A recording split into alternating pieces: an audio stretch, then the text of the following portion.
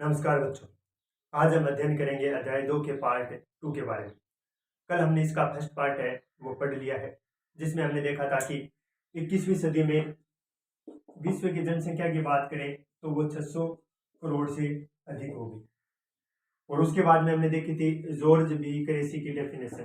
Cracy ने कहा था एशिया में अधिक स्थान पर कम और कम स्थान पर अधिक लोग निवास करते हैं। उसके बाद में विश्व में जनसंख्या का वितरण देखा था। विश्व में जनसंख्या वितरण विश्व में जनसंख्या वितरण भी असमान है। जैसा कि इसके 90% क्षेत्रफल पर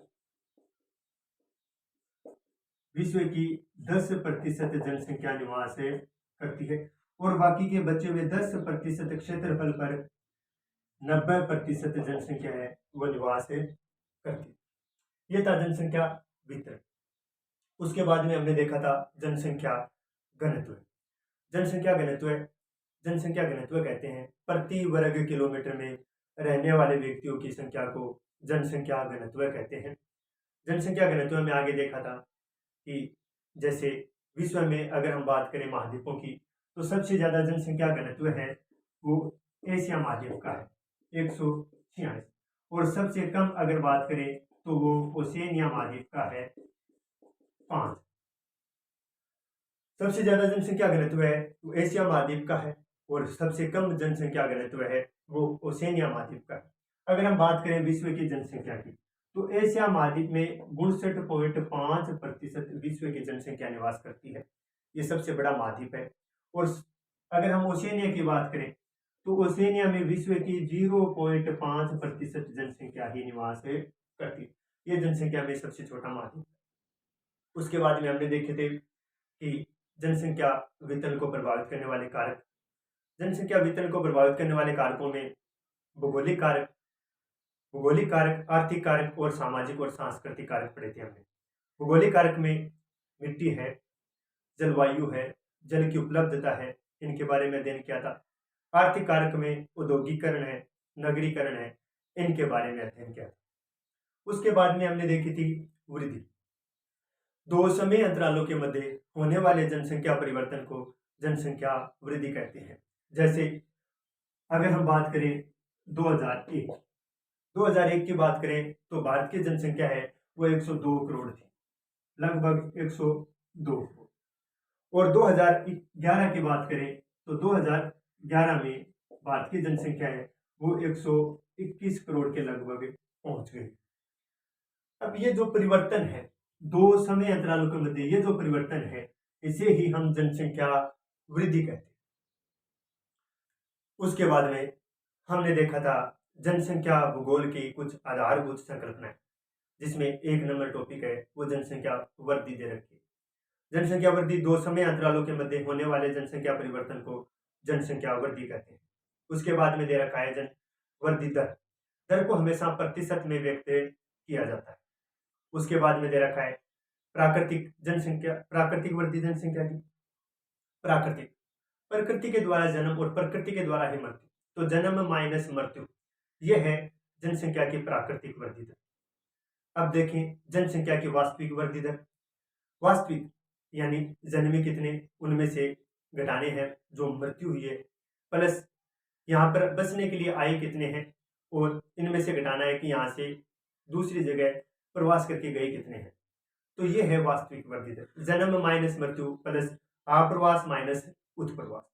उसके बाद में हमने देखा है जनसंख्या की धनात्मक वृद्धि। धनात्मक मतलब जन्म दर उच्च होती और मृत्यु दर निम्न, जिससे जनसंख्या बढ़ेगी, यह है धनात्मक वृद्धि दर। उसके बाद में हमने देखा है कि ऋणात्मक वृद्धि दर, जिसमें जन्म दर निम्न होगी और मृत्यु दर उच्च होगी, जिससे जनसंख्या कम होगी, यह है ऋणात्मक वृद्धि दर। ये कल हमने इसके बारे में पढ़ा था पूरा का पूरा। आशा करता हूँ बहुत अच्छी तरह से समझ में आया होगा। अगर नहीं आया है तो पहले वो वीडियो जाकर पूरा देख ले ताकि पूरा का पूरा समझ में आ जाए। अब हम पढ़ेंगे आज का चैप्टर। तो शुरू करते हैं आज का चैप्टर पार्ट 2 अध्याय 2 का। इसमें दे रखा है कि जनसंख्या परिवर्तन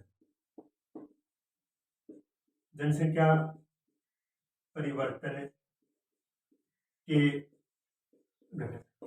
जनसंख्या परिवर्तन के 3 घटक होते हैं। एक होता है जन्म, एक होती है मृत्यु और एक होता है प्रवास। जनसंख्या परिवर्तन के 3 घटक होते हैं। अगर जन्म ज्यादा है, जन्म दर, तो जनसंख्या परिवर्तन होगी। अगर मृत्यु दर ज्यादा है तो जनसंख्या परिवर्तन होगी। अगर एक स्थान छोड़कर कोई लोग जा रहे हैं तो भी जनसंख्या परिवर्तन। तो ये है जनसंख्या परिवर्तन के 3 घटक। तीनों के बारे में हम अध्ययन करेंगे। जन्म दर, अशोधित जन्म दर,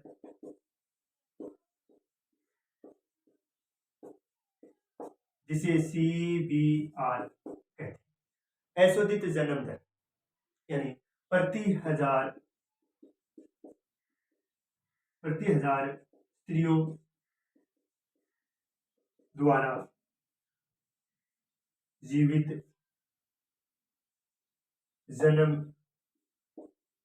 दिए गए बच्चों के रूप में अशोधित जन्म दर व्यक्त की जाती है। प्रति हजार स्त्रियों द्वारा जीवित जन्म दिए गए बच्चों को जन्म दर कहते हैं। मृत्यु दर, प्रति हजार जनसंख्या पर मरने वालों की संख्या होती है, उसे हम मृत्यु दर कहते हैं। जनसंख्या का बढ़ना जन्म दर पर ही डिपेंड नहीं है। अगर मृत्यु दर कम हो तो भी जनसंख्या बढ़ती है। तो प्रति हजार स्त्रियों द्वारा जीवित जन्म दिए गए बच्चों को अशोधित जन्म दर या CBR में व्यक्त करते हैं। उसके बाद में मृत्यु, प्रति हजार जनसंख्या पर मरने वालों की संख्या होती है, उसे हम मृत्यु दर कहते हैं। फिर होता है प्रवास। प्रवास कहते हैं एक स्थान से दूसरे स्थान पर जाना, एक स्थान से दूसरे स्थान पर जाना ही प्रवास है। एक स्थान से दूसरे स्थान पर जाना ही प्रवास है। प्रवास की, जैसे मेरा गांव राजपुरा है और मैं जयपुर जाकर रहने लगा, तो ये मेरा उद्गम स्थान है और जहां पर मैं जाके रहने लगा वो मेरा गंतव्य स्थान है। जिस जगह से हम जा रहे हैं वो हमारा उद्गम स्थान होगा और जिस जगह पर हम जा रहे हैं, रहने के लिए जा रहे हैं, जिस जगह पर जहां पर हम जाकर बसेंगे वह हमारा गंतव्य स्थान होगा।